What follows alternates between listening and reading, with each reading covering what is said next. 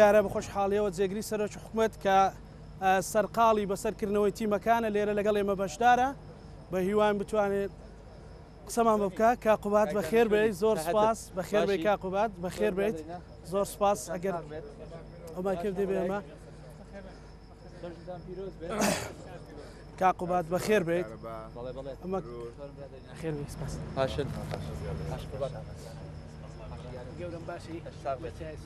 بەڵێ بە خۆشحاڵیەوە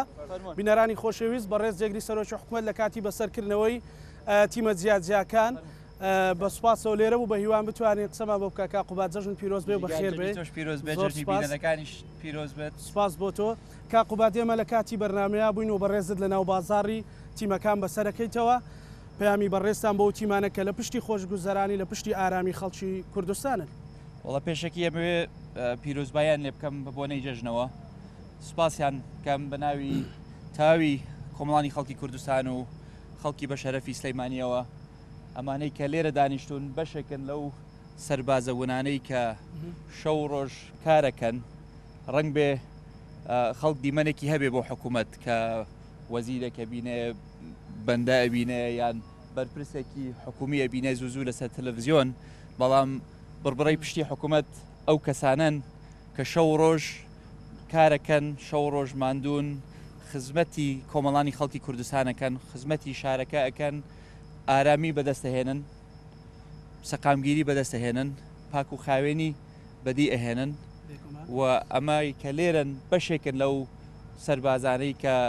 خزمەت بە خاک و نیشتیمانەکەن چ لە کەرتی تەندروستی بێ چ لەوانەی کە لە شارەوانی بن کە بەرپرسن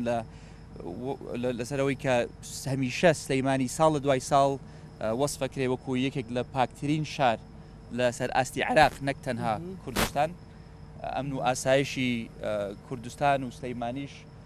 پێگەیەکی بەرزی هەیە جێی شانازیە ئەوەش ئەگەڕێتەوە بۆ ماندووبوونی پۆلیسەکانمان کارمەندانی ئاسایش کارمەندەکانی تر کارەبا کە لێرن کە ڕاستە ینی بەم گەرمایە لۆدێکی یەکجار زۆر هەیە لەسەر کارەبا بەڵام شەو ڕۆژ مهندسەکان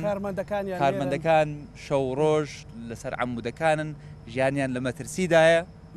بەقەدەر کارمەندێک کە لە بواری ئاسایشان پۆلیسیان لە بوارێکی ئەمنی کار بکە کە یەکێکەچێتە سەر ئەو عەمودە ئەو عەمودە ئەگەر لە شارەزانە بێت لە کارەکەی خۆی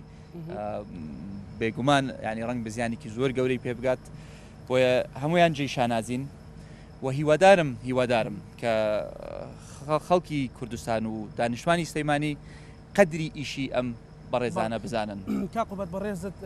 لە سەردانیکردنی تیمەکان بووی لە ناو بازاڕی شاری سلێمانیە چیت بەدی کرد لە دڵسۆزی مەسەلەن ئێمە لێرە پۆلیس تەندروستی خزمەتگوزاری شارەوانی پۆلیسی هاتوچۆ کارەبامان لەگەڵ ڕەنگە تیمی تریش هەبێت چیت بەدی کرد لە ناو بازاڕە ینی ئەو پەیامەی تۆ چێ لە سەردانیکردنی ئەوانە لە ناو بازاڕە هەڵبەتە خۆی سەرکەوتنیان ئەوەیە کە دیار نین بەڵام ئیشەکانیان جێی دەستیان دیارە بەڵام خۆیان دیار نین ئەمن و ئاسایش هەیە بەڵام ئەوە نییە جادەکانمان پڕ بێ لە خەڵکی چەکدار کارەبا هەیە بەڵامەوە نییە هەموو ڕۆژێکە بینی کاسێک لەسەر عەمودێکایە جادەکە پاک و خاوێنە بەنی ئەوەی کە جێی دەستخۆشیە ئەوەی کە ئەم بەڕێزانە ئیشی خۆیانەکەن بە فریاکەوتنی کەسێک کە نەخۆشەکەوێ یان کە زوو پێویستەکە ببرێ بۆ بنکەیەکی تەندروستی یان خستەخانەیەک ئەوەی کە من ئەیبینم ئەو دڵسۆزیەیە کە ڕنگ بێ هاوڵاتەیەکی ئاسایی ڕنگ بێ نەیبینێ ڕنگ بێ لەبەرەوەی کە لەبەر چاوی نەبێ ڕنگ بێ قەدری نەزانێ بۆیە من هیوادارم هاوڵاتیانی کوردستان دانیشتوانی سلەیمانی قەدری ئیشی ئەم سەربازە بوونانە بزانن ماندوویت لەبەرەوەی تیمەکانت بەسەر کردوتەوە چەندە بەڕێستان ماندوو نابن بەڵام ئێستا کۆمەڵێک یان خەڵکی کوردستان کۆمەڵانی خەڵکی کوردستان لە ماڵەکانیان بەخۆشی بە ئارامی و دانیشتون هەرچەند ئەگەر کەم و کوڕیەکی شەبێت پەیامت بۆ ئەوان کە کۆمەڵە خەڵکێکی ئاواهەی لەو تەمەنە لەو هەموو دەنگ و ڕەنگە جیاکان لە پشتی خۆشگوزارانی و ئارامی و بەڕێکردنی جەژنەکانی ئەوان هەڵبەتە سلێمانی وەکو نمونەیەک لە کۆی حکومڕانی کوردیدا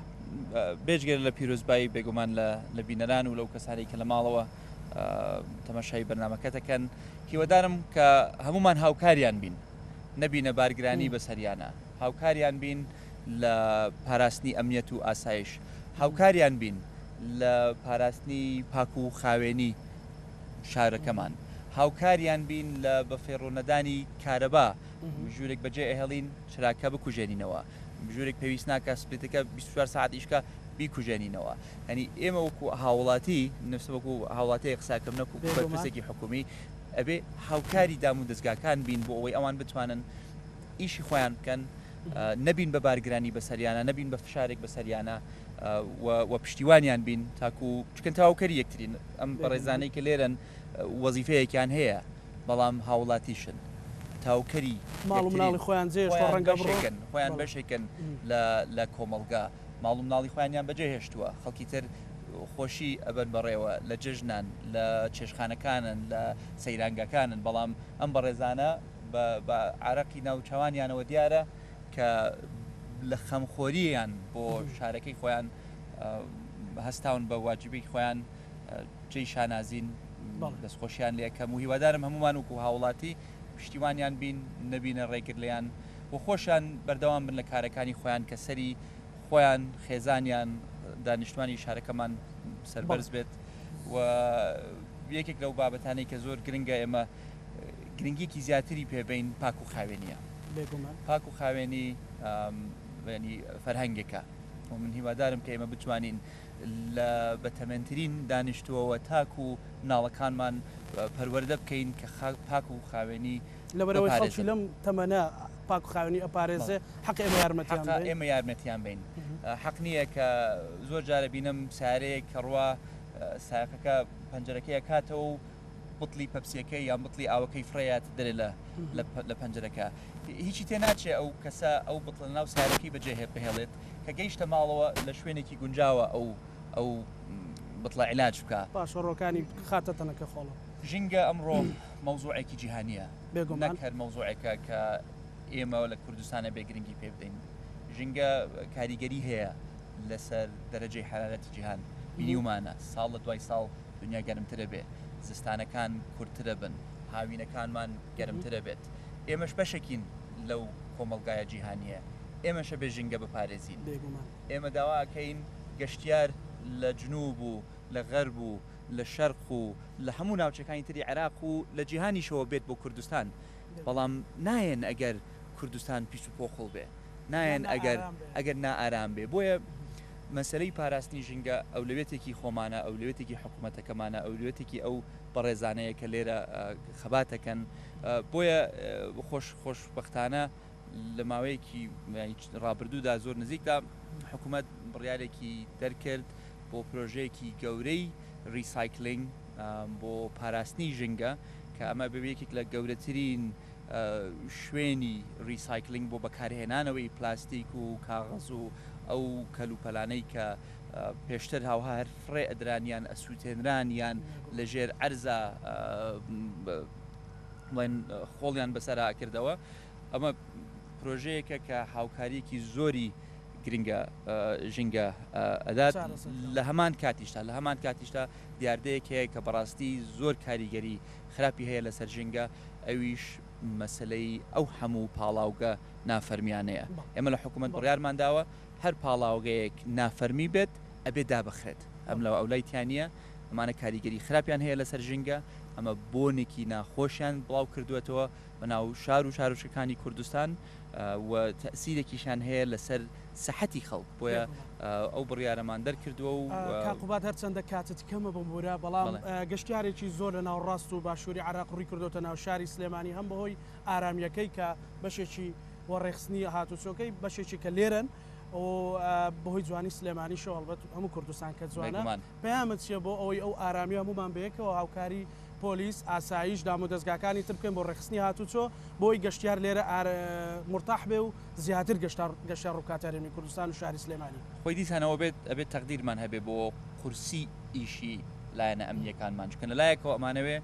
گەشتیارێکی زۆر ڕوو لە کوردستان بکات لایەکیشەوە ئەمانەوێ ئەمن و ئاسایشی کوردستان بپارێزین کە خەڵکانێکی زۆر ڕوو لە کوردستانەکەن قورس نییە یەک دوو کەسی بڵین خراپ کە نیەتێکی خراپیان هەبێ هەوڵ بدەن لەناو ئەو لێشاوە گەشتیارەیە خۆیان بخەنە داخلی کوردستان بکەن بۆیە ئەرکێکی قورسە لەسەر شانی هێزە ئەمنیەکانمان بۆ ئەوەی بتوانن پۆلێنی گەشتیارە بکەن لەگەڵ کەسێک کە ڕەنگ بێ نیەتێکی خراپ بێ بەرامبەر بە کوردستان. من ئاگادارم قایمقام خۆی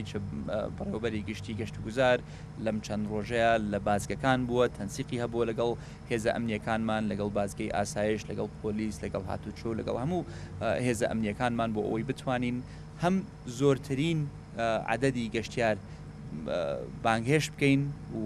بە باوەشەوە پێشوازیان لێ بکەین بۆ کوردستان و بۆ سلەیمانی، بەڵام لە هەمان کاتیشدا ئەولوێتی ئێمە پاراستنی ئەمن و ئاسایشی کوردستانە و سلەیمانی. بۆیە بێچاوینی بێت بەو هیوایی کە بتوانین ئەو ئارامیە کە ئێستا هەیە بپارێزرێت. دیسانەوە ئەوە بەشێکی بەسراوەتەوە بە هاوکاریکردنی لایەنە ئەمنیەکان لەلایەن هاوڵاتیەوە. بۆیە کاقوبات ببوورە هەر ئەبێ بڵێم ڕاتەگرم، بەڵام لەباری کەرتی تەندروستیشەوە پەیامەت چیە کە ئەوانیش ئێستا کاک عەبدوڵڵا کەوتەبێژە کۆمەڵێک ئاماری لایە کە ئەمڕۆ بە درێژای ئەمڕۆ خەڵک مناڵ لە دایک بووە، خەڵک خوێندرا هەرچەند بەداخەوین کە هیوا بەیوان هەموو خەڵک تەندروستی باش بێت. پەیامەت بۆ کەرتی تەندروستی بۆ گەشەدانی کاڵێن سلێمانی پێشکەوتووترینە. دەستخۆشی لە کارمەندانی کەرتی تەندروستیەکەم، چه ئەوانەی کە بڵێن پزیشکن یان یارمەتیدەری پزیشکەکانن، چه لە بیریشمان نەچێ کەرتی تەندروستی تەنها دکتۆر و پەرستیار نییە، کەرتی تەندروستی کارمەندە ئیداریەکانیشە کە لە کەرتی تەندروستیە کارەکەن. بۆیە بێگومان لەم ڕۆژانەی کە فشارێکی زۆر کەوێتە سەر شارێک وەکو شاری سلەیمانی، خەڵک ڕەنگ بێ نەخۆشکەوێ، ڕەنگ بێ بکەوێ شوێنێکی ئازاری پێ بگا، شوێنێکی دوور با بشکێ، فشارێکی زیاترەکەوێتە سەر بنکەکانی تەندروستیمان، نەخۆشخانەکانمان، ئیسعاف و هاتوچۆ. دەستخۆشیان لەکەین، دەستیانە گوشم یەکە بە یەکەیان، سوپاسیانەکەین بۆ خەمخۆریان، بۆ دڵسۆزیان، بۆ ئەدایان لەم زروفەیە کە ئەزانم فشارێکی زۆریان لەسەرایە و هیوای سەرکەوتنیان بۆ خوازم و هیوادارم گەشتیارەکانیش کاتێکی خۆش ببن بڕێوە بۆ سلەیمانی، بۆ کوردستان، بۆ ناوچەکە بەعام. ئەمانەویست هێزی پێشمەرگەش بەشدار بێ لێرەکە بەشێکیان لە گەرمەسێر و ناوچەکانی تر لارکان. پەیامەت بۆ هێزی پێشمەرگەی کوردستان کاقوبات. پیرۆزبایی لە هەموو هێزی پێشمەرگەی کوردستانەکەم کە ئێمە بیر لە جەژنی قوربانەکەینەوە. یەکسەر ئەو پێشمەرگانە یەنە بەرچاو کە گیانی خۆیانیاندا لە پێناوی خاک و نیشتیمان، کە گەورەترین قوربانیان داوە لە پێناوی خاک و نیشتیمان، هەر لەم بەیانە بەسەرکردنەوەی چەند ماڵە شەهیدێک، بەسەرکردنەوەی سەرقەبرانی شەهیدە نەمرەکانمان یێتەوە بیرمان کە ئەمە چەندەها ساڵە پێشمەرگە قارەمانەکانمان، هێزە ناوخۆیەکانمان، ئەو کەسانەی کە چەکیان هەڵگرتووە بۆ پاراستنی خاک و نیشتیمان چەندەها ساڵە گەورەترین قوربانیان داوە لە پێناوی گەیاندنی کوردستان بە ئەمڕۆ. بۆیە جژنی قوربان پێم وایە ئەو جژنەیەکی ئێمە نابێت تەنها بیر لە خۆشی و گەشتیار و خۆشگوزەرانی بکەین، ئەبێ بیر لەو کەسانەش بکەینەوە کە گەورەترین قوربانیان داوە، کە هێزی پێشمەرگەن، هێزەکانی ناوخۆن، هێزەکانی دژە تێرۆرن، هێزە ئەمنیەکانی ترن کە سەر بە منزومەی دیفاعی هەرێمی کوردستانن. زۆر سپاس کاقوبات، دوا پەیامی تۆ وسپاسیش دەکەین کە لە درێژەی سەردانەکەت ئەو چاپێکەوتنی ئێمەت قبول کرد ناو بەرنامەکەیە. نانە خۆشحاڵم ببوورە گەر بەرنامەکەشتانم تێکدا بوو لە بەرنام نەبوو، بەسکاوە هاتم قەرەباڵغێکم بینیوتم دانەوە ئەوە چییە لێرە. بۆیە من خۆشحاڵم. دوپەیام هەرەوەیە پیرۆزبایی لە خەڵکەکەم دیسانەوە ببوونەی جەژنەوە. لە هەمان کاتیشا داواکارم هەمومان هاوکاری ئەم خوشک و برایە بەڕێزانە بین کە کارەکانی خۆیان ئەنجامەدەن بۆ پاراستنی ئەمن و ئاسایش، بۆ خزمەتکردنی خەڵک لە ڕووی تەندروستیەوە، بۆ مەسلەی کارەباوە، بۆ پاک و خاوێنیەوە، ئەو بەشانەی کە دیسانەوە ڕنگ بێ لە پشتی پەردەکە بە ڕنگ بێ خەڵک وەکو سەربازی ون ڕنگ بێ بێنە بەرچاو، دڵنیا بن لە لای من ون نین، لە لای من جێیشانازین. هیوادارم جێیشانازی و ڕەزامەندی هاوڵاتیان بنچکن لە نەتیجە ئەمە هەمووی بۆ هاوڵاتیانە، نەبۆ خۆیانە، نەبۆ حکوومەتەکەیانە، نەبۆ نەک بۆ بڵێن کوردساتە یان هەر کەناڵێک بێت. خزمەتکردنی کۆمەڵانی خەڵکی کوردستانە، هەر یەکەمان لێرە خزمەتکاری ئەو خەڵکەین و خزمەتیش لە خۆشی و لە ناخۆشیە ئەکرێ و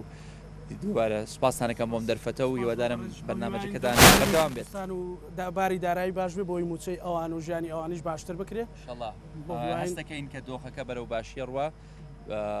دۆخ شار کوردستان هیوادارم بەرەو ئارامی بڕوات ئارامی دەرگایەکە کاتەوە بۆ خۆشگوزەرانی ئێمە ماوەیەکی زۆرە لە جەوێکی نائارامدا ژیاوین